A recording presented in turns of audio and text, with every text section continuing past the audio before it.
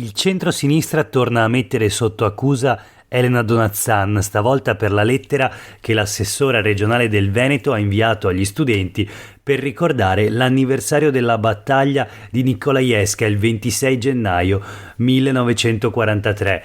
Le parole, il brano incriminato: purtroppo i russi dilagano accerchiando le divisioni posizionate più ad est. Quel purtroppo suona a molti esponenti del centro-sinistra come nostalgico e revisionista, riferendosi ad una campagna militare voluta all'epoca dall'alleanza nazifascista italo-tedesca, il tentativo dell'invasione dell'Unione Sovietica da parte dell'esercito italiano e tedesco e delle forze militari dell'asse. Questo è Sveglia Veneto, il primo podcast dedicato all'informazione vista da nord-est. Io sono Jack Calcetto, oggi è lunedì 30 gennaio 2023. La prima notizia del giorno riguarda la bufera sulla lettera inviata agli studenti dall'assessora regionale all'istruzione Elena Donazzan nell'anniversario della battaglia di Nikolajewska durante la ritirata di Russia. La disastrosa campagna militare delle forze nazifasciste che tentarono durante la seconda guerra mondiale di invadere l'Unione Sovietica. Dall'anno scorso una legge approvata dal Parlamento italiano ha fissato la data per la giornata della memoria del sacrificio degli alpini, così si chiama, il 26 gennaio, proprio il giorno prima del vero giorno della memoria, invece la giornata dedicata al ricordo delle vittime dell'Olocausto. E allora torniamo però in Veneto, torniamo a questa lettera scritta da Elena Donazzan e soprattutto torniamo alle reazioni da parte di vari esponenti del centro-sinistra che chiedono in sostanza ancora una volta che Zaia si liberi della Donazzan. Si rivolgono quindi al presidente della regione e chiedono di rimuovere l'assessora dal suo ruolo. L'assessora regionale all'istruzione, la Donazzan, si dimetta per manifesta incompatibilità. Infatti una circolare che ricorda la battaglia di Nikolajewska usa l'avverbio purtroppo, dimenticando che l'esercito italiano era l'aggressore. Il giorno dopo quell'atto, non sappiamo se provocatorio o frutto di poca dimestichezza con la nostra storia, parlando della giornata della memoria non cita mai il nazismo e il regime fascista. Cos'altro dovrà dire per rendere evidente che non può ricoprire il ruolo di rappresentante dell'istruzione in Veneto? Così, in una nota, la capogruppo di Alleanza Verdi e Sinistra alla Camera, Luana Zanella, parlamentare veneziana. C'è poi la deputata del Partito Democratico Rachele Scarpa, eletta a Treviso, che dice: Elena Donazzan ci ha abituato in oltre 18 anni come assessora ad esternazioni gravissime che esprimono ogni volta una manifesta nostalgia dell'assessora per un periodo buio della storia del nostro paese. Il Veneto può fare a meno delle nostalgie revisioniste di Donazzan.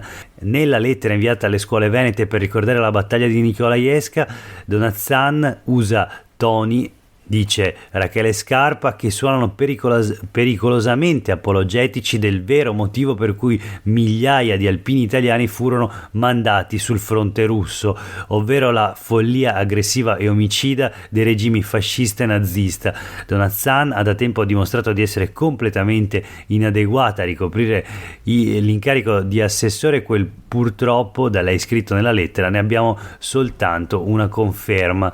Quando è che Luca Zaia ne prenderà le conseguenze? E ancora sulla stessa linea il segretario nazionale di Sinistra Italiana Nicola Frattoianni, parlamentare dall'Alleanza Verdi Sinistra, e anche Annalisa Nalin della segreteria di Più Europa, portavoce del partito in Veneto. Insomma, da parte delle forze politiche del centro-sinistra la richiesta è molto chiara, è diretta al presidente della regione Luca Zaia ed è quella di rimuovere dal suo incarico l'assessora regionale all'istruzione Elena Donazzan.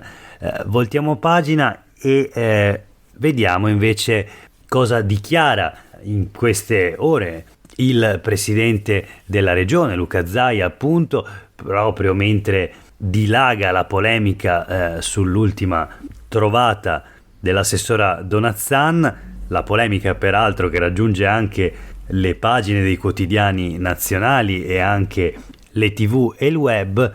Ebbene, Zaia in questo momento di forte esposizione per il Veneto e in particolare per la sua giunta, si occupa di concessioni balneari e sul Gazzettino vediamo che dà la linea per quanto riguarda le gare europee per la gestione degli stabilimenti. Dice: sono giuste le regole, ma servono tutele.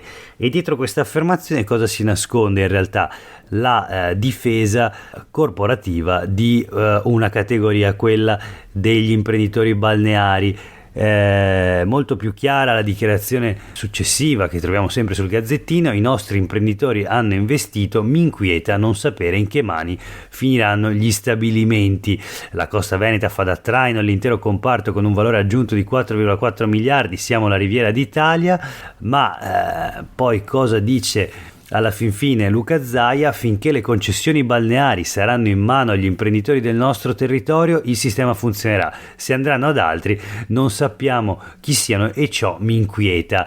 E quindi insomma è molto chiaro cosa ne pensa Zaia del futuro del comparto balneare e soprattutto del concetto di gara europea per la gestione degli stabilimenti. Infatti le nuove direttive dell'Unione Europea, che poi non sono così nuove, è l'Italia che è in ritardo nella loro applicazione, prevedono appunto che le concessioni balneari vadano messe a gara, e cioè che non per forza restino in mano sempre agli stessi imprenditori. E però appunto Zaia pensa che i balneari si siano spaccati la schiena, abbiano investito in un ambiente che fino a pochi decenni fa era palude da bonificare. Questa gente, dice, ha creduto nel proprio territorio, ha fatto investimenti e sacrifici, e quindi questi imprenditori vanno tutelati. Cercherò, dice Zaia, in tutti i modi di difendere le istanze di questi imprenditori, perché sono stati loro a creare e contraddistinguere l'offerta balneare di qualità della Costa Veneta, che oggi ha un volume d'affari più alto che del distretto di Rimini e Riccione. Insomma, questi imprenditori sono stati bravi, sono stati sicuramente bravissimi a trasformare un territorio in una miniera d'oro. C'è anche da dire che questa miniera d'oro l'hanno sfruttata, e quello che però non si capisce è se Zaia pensi che quindi in questo modo si sono guadagnati il diritto di rimanere lì a gestire, a sfruttare queste risorse naturali. Poi il litorale veneto ad libitum e appunto senza gare. In ogni caso vedremo come proseguirà sia la vicenda delle concessioni balneari, una partita ovviamente che si gioca a livello nazionale, sia anche invece la questione tutta interna alla regione delle dimissioni dell'assessora Elena Donazzan, che ormai vengono richieste a una frequenza sempre più rapida, sempre più intensa. Gli episodi imbarazzanti causati dall'assessora alla giunta regionale sono ormai sempre più frequenti. Proseguiamo con la rassegna stampa e parliamo di autonomia. Sempre sulle pagine del Gazzettino c'è una dichiarazione di Matteo Salvini che promette l'autonomia nel 2023. Alla vigilia della presentazione in Consiglio dei Ministri della nuova proposta di legge di Roberto Calderoli, che ribadisce le modifiche al testo, il vice premier Matteo Salvini si dice: certo, sull'autonomia ci siamo, dopo 30 anni di impegni, cortei e manifestazioni, il 2023, se tutto va come deve andare, sarà l'anno in cui verrà realizzata. Forse in quell'inciso, se tutto va come deve andare, si legge davvero l'intenzione o comunque la previsione del segretario della Lega, perché non è affatto detto che tutto vada come ha in mente il partito più vecchio d'Italia, ovvero la Lega Nord. E è curioso che nello stesso giorno in cui Salvini parla di autonomia, sulle pagine dei quotidiani del gruppo Gedi troviamo una notizia legata alle Olimpiadi 2026. Salvini stoppa il Veneto, dice non ci sono i soldi per il pattinaggio, e quindi il ministro conferma la scelta di Torino.